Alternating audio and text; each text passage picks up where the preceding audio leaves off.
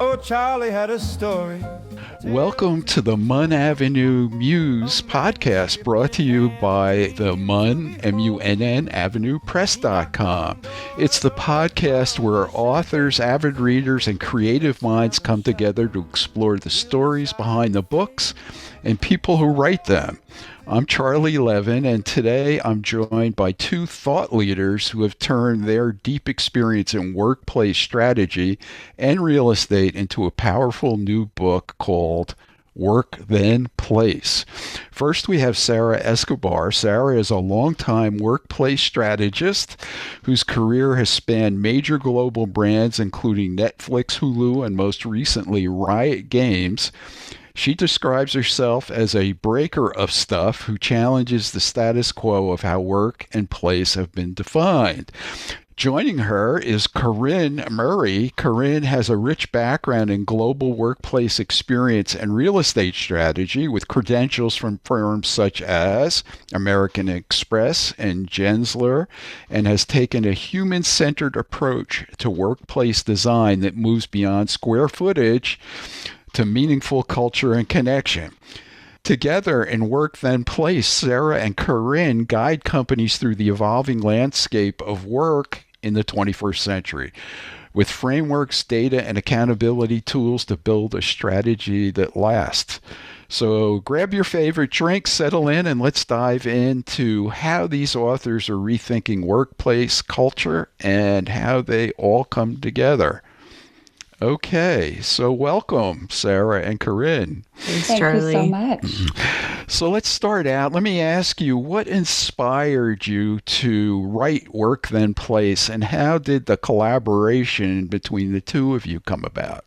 Yeah, I'll go ahead and start with this one and let Corinne kind of add on top. I had actually started writing Work Then Place in late 2020. So I was working at Netflix when COVID hit, and we really had to figure out how to help people work from home effectively. And producing a television show, for instance, from home is not an easy feat.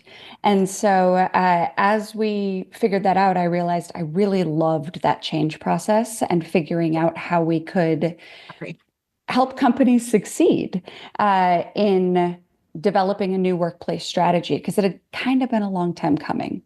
And so I ended up leaving Netflix and starting my own company. And that company took on just over a dozen clients in our year and a half time, helping all of them to redefine their workplace strategies. And it ranged from public utility companies to tech companies, and everyone was figuring out how to do this differently. And so I got really inspired by figuring out that there was a knowledge set that I had and a process that we had put in place that could help others and could hopefully help the world. So about 3 years ago, I sat down and wrote down that process, but it turned into mostly bullet points. I think Corinne and I have kind of revisited it multiple times, and it was a tight 30 pages of not real readable content. But there was something there, and there was something useful. And so Corinne and I happened to be on a phone call with Gensler, who I don't think you were employed by at that time, but it was a call that they had to pull everyone together that was kind of thought leaders in thinking about how companies were going to come out of COVID. And Corinne was very passionate about the opportunity that was in front of us. And so I reached out to her and said, hey, look, I'm writing this book and, wondering if you'd want to be a co-author after I think it was about 6 months or so, because we had developed a friendship at that point. So yeah, about that. And Corinne came in and added all the story and readability to it that makes it what it is today. So really great partnership. Yeah, it's terrific. It's also kind of interesting in a way that as terrible as COVID was on multiple levels, it also was a seedbed for creative ventures like yours. Mm-hmm. I started Munn Avenue Press during COVID too. And there were a lot of people who had time on their hands and were writing books, including me. So, Yeah, that's really interesting.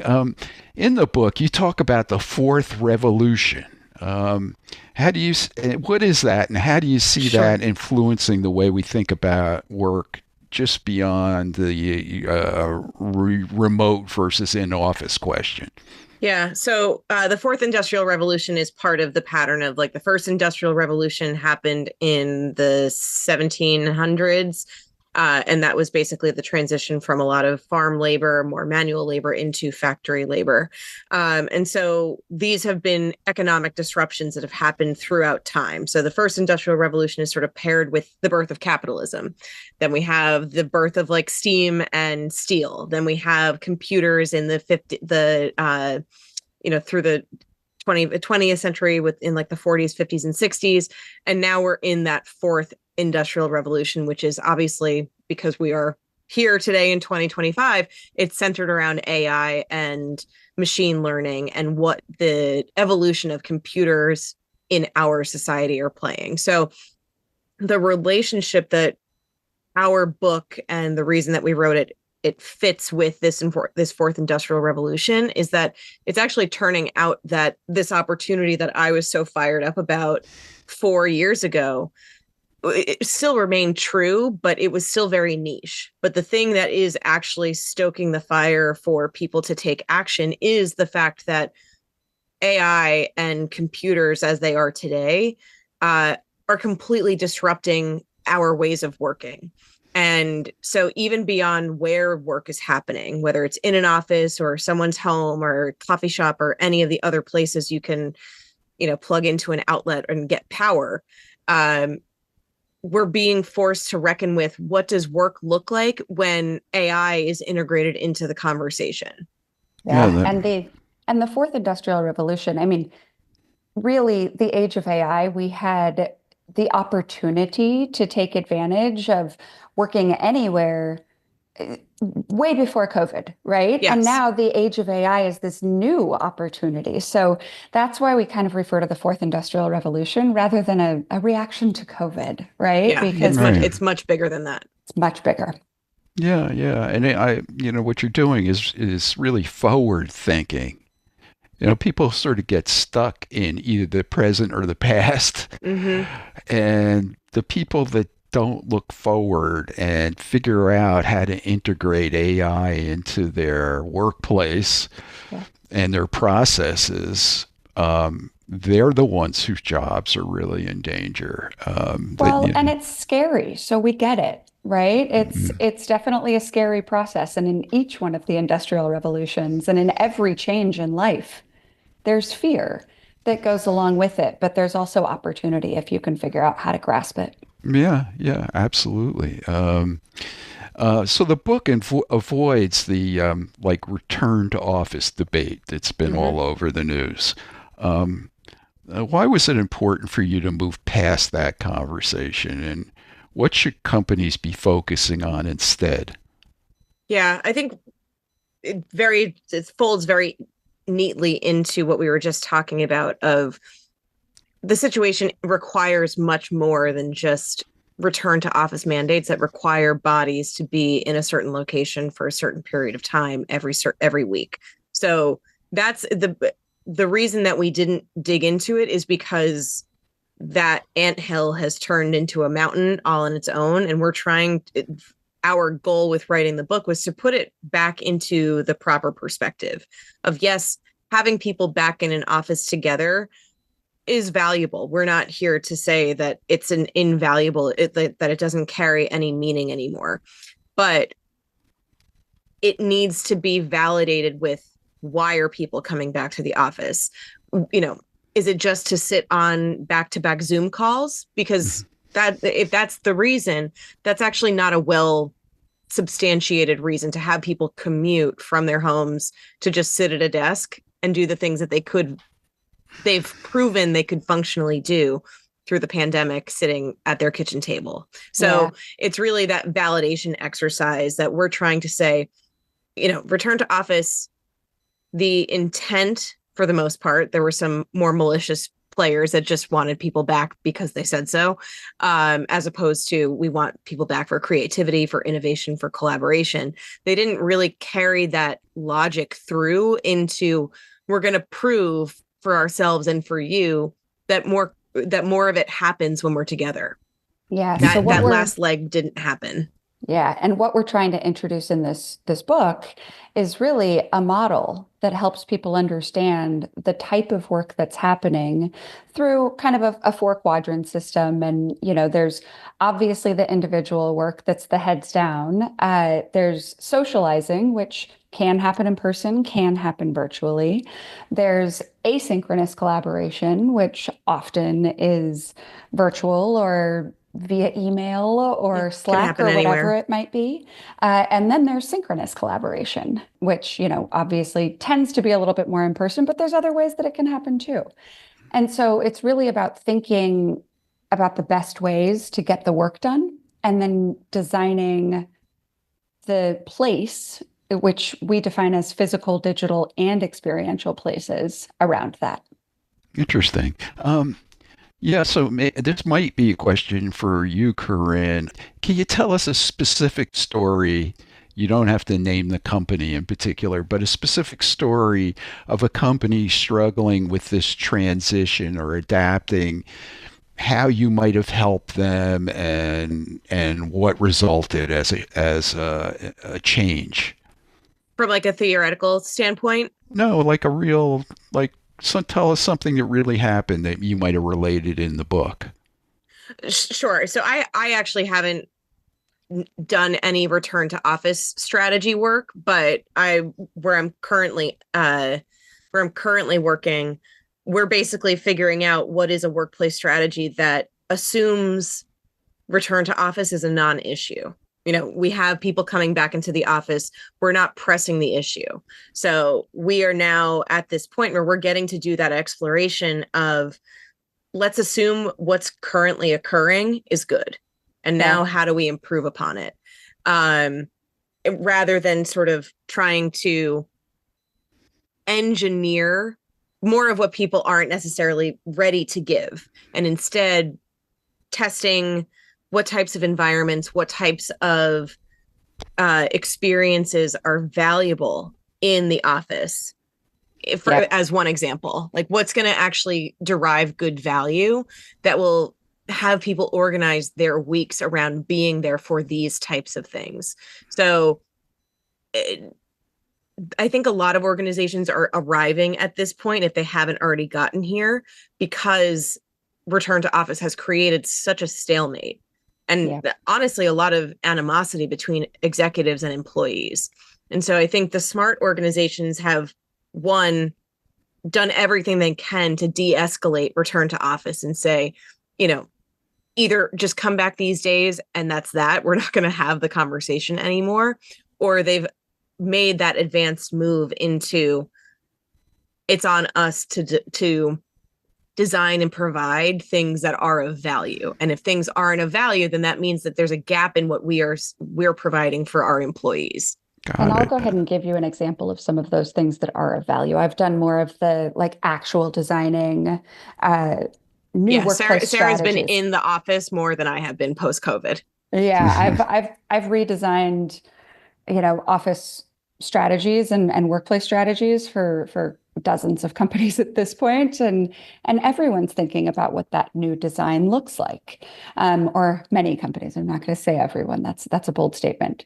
Yeah. But there was one company I was working with quickly after the pandemic that, they realized as they were telling everyone to come back that the culture that they remembered prior to COVID wasn't necessarily the culture that everyone else remembered.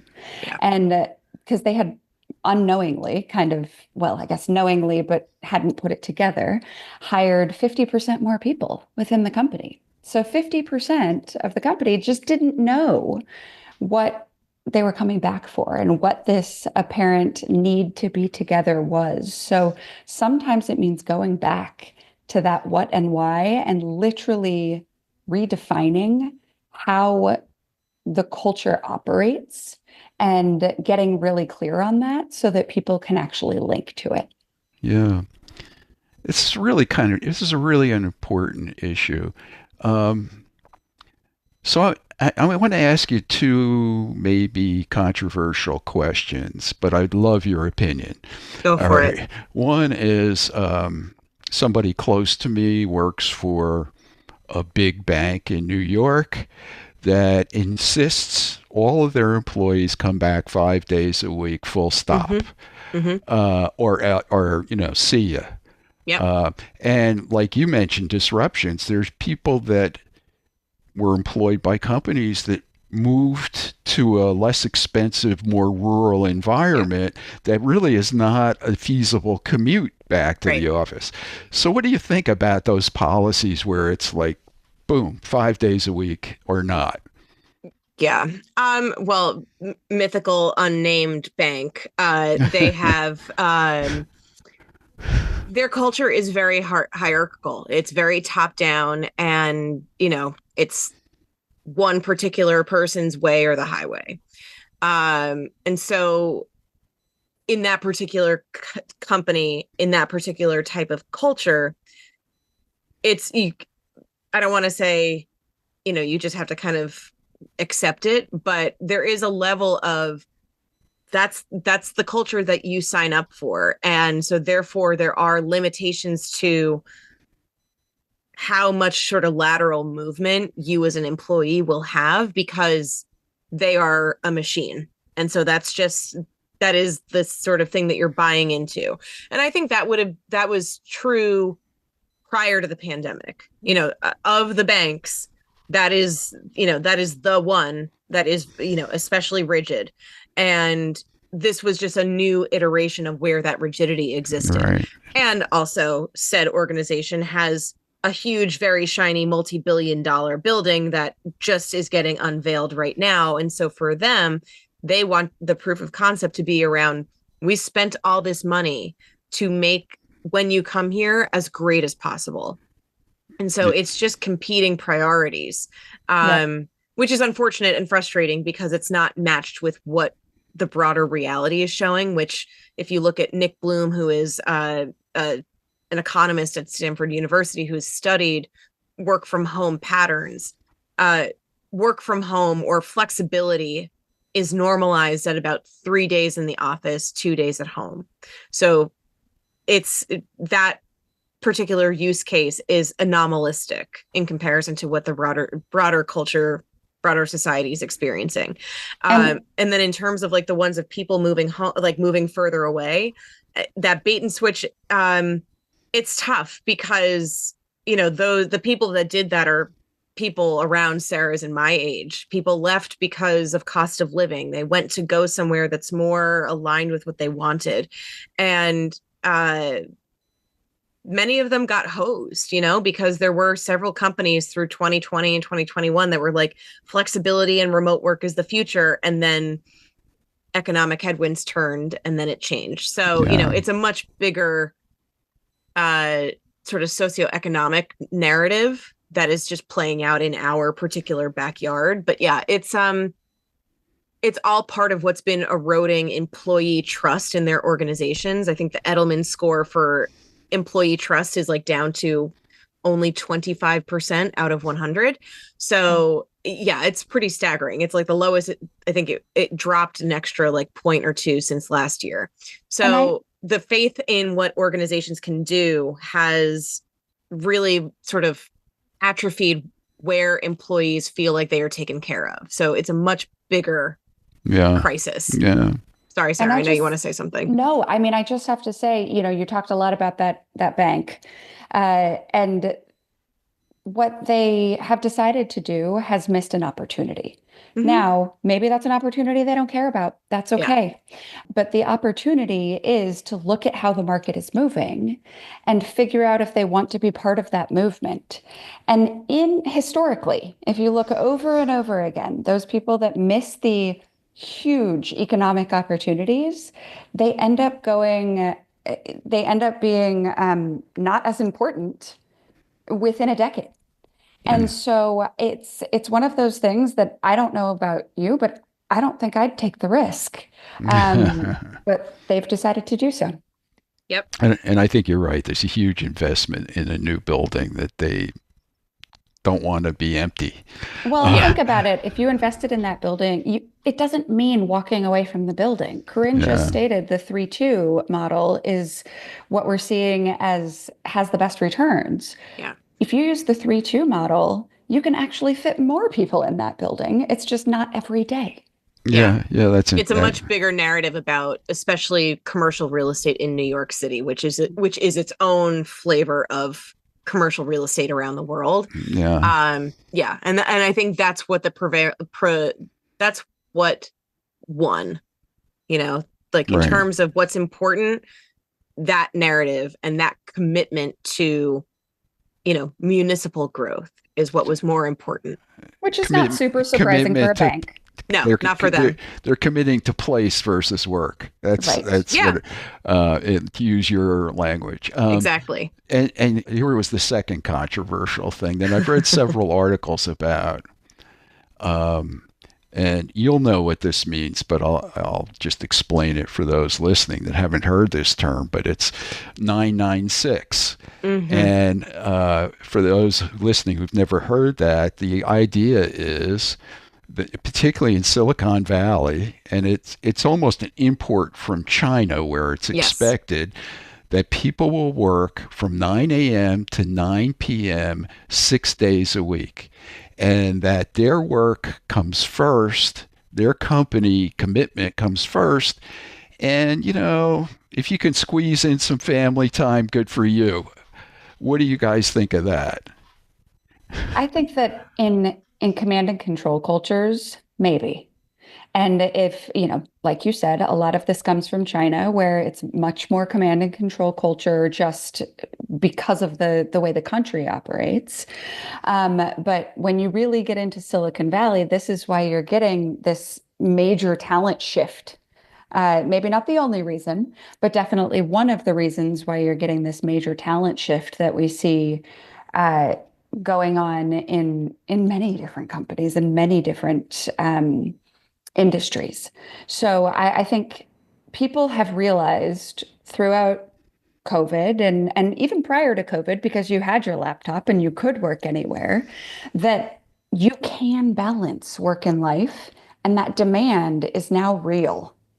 And maybe it's more real in the US and in the Western countries than it is in the Eastern countries. But I don't think we're ever going back.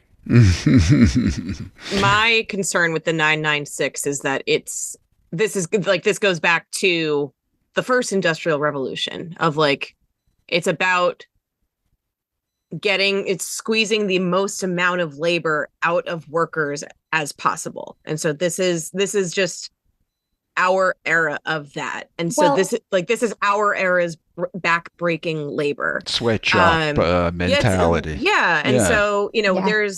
there's so many consequences to it. It's, 996 is the 2020s version of the 2010s hustle culture, and just this glorification of burnout and overwork and all these things that are just cognitively very debilitating for humans. But it also doesn't align with what we have in front of us. We have AI that should be making things easier. Should.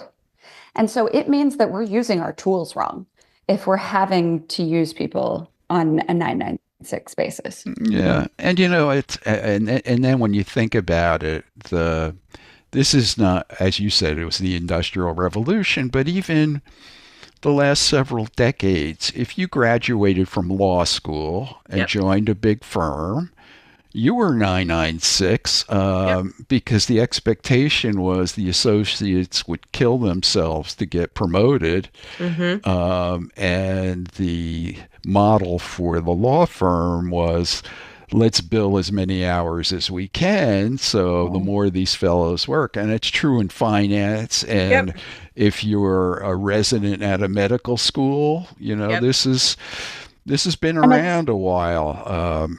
And it's glorified, right? Yeah. How I think often do you ask people how they are and they say busy? Yeah. Why is that an acceptable answer?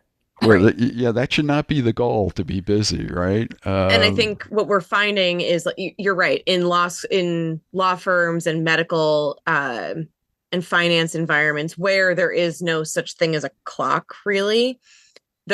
These behaviors are not new, but I think the permeation into more corporate settings, and I mean corporate as like the people who are buying those billable hours, or making those asking those traders to make those trades. I think that it's permeated into all corners of life. Yeah.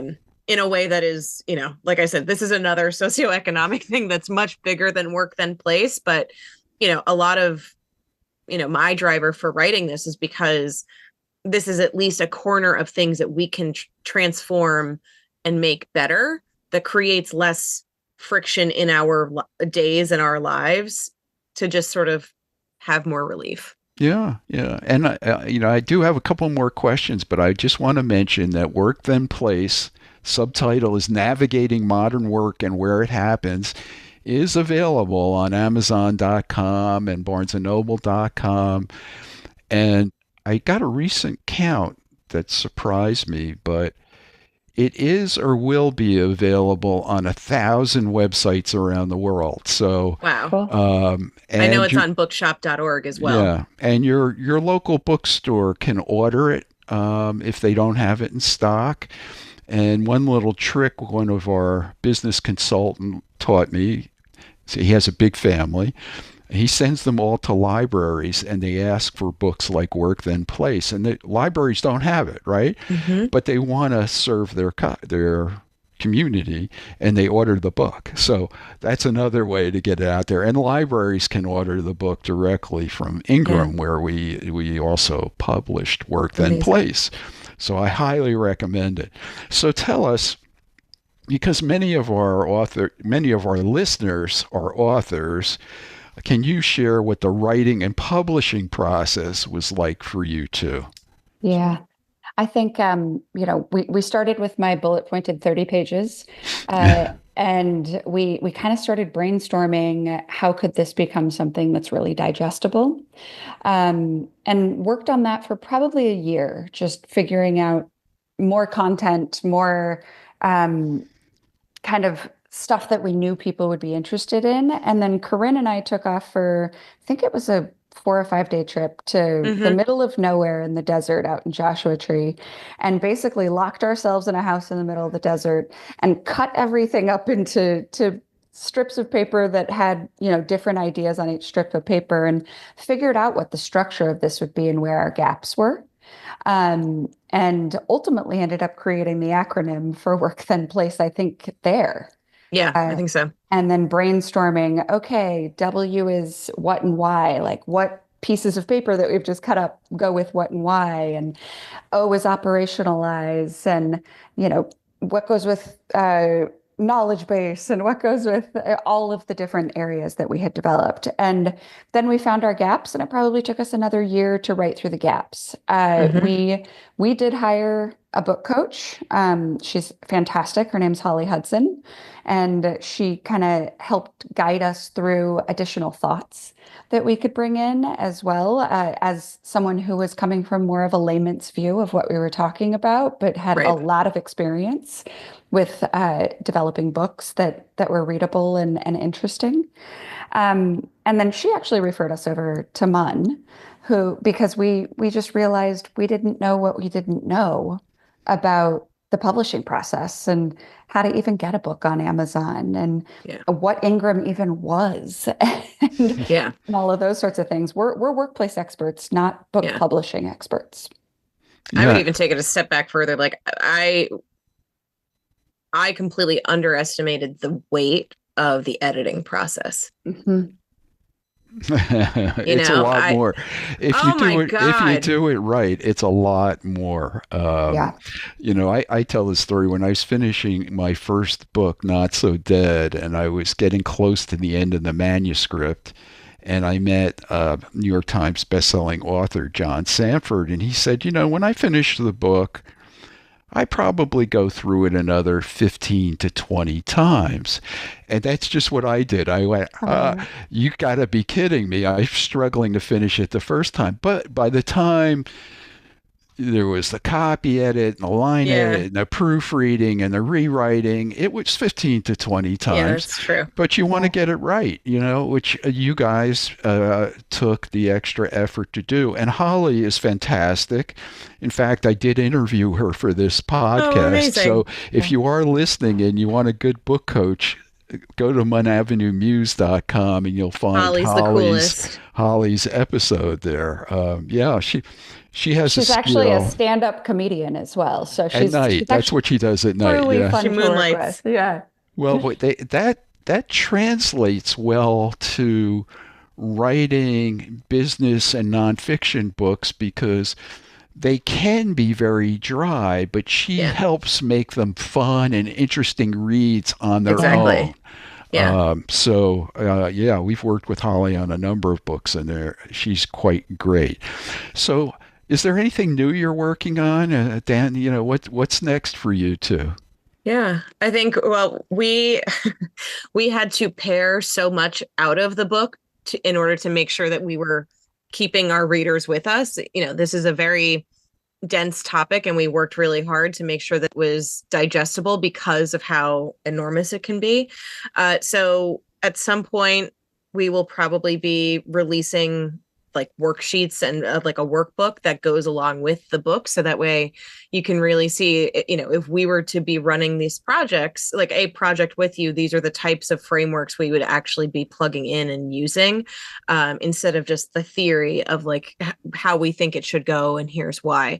And then independently, I have a couple of future of work, more AI leaning pieces that are coming out in the next few months with some other co-writers. I like having writing partners. I don't always like writing on my own.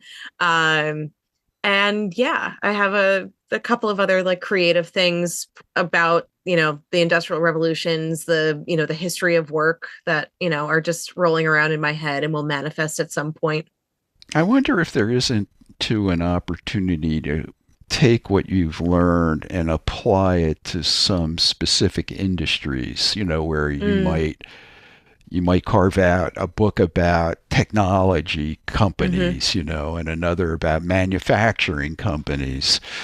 I found in my own experience, there's a lot of power in a series. When the next book comes out, people like it. They say, oh, what else did she write?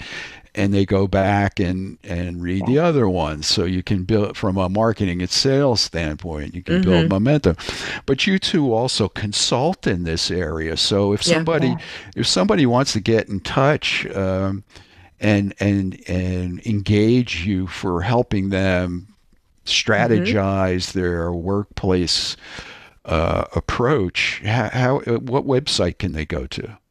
Yeah, I think the best one to go to right now is workthenplace.com.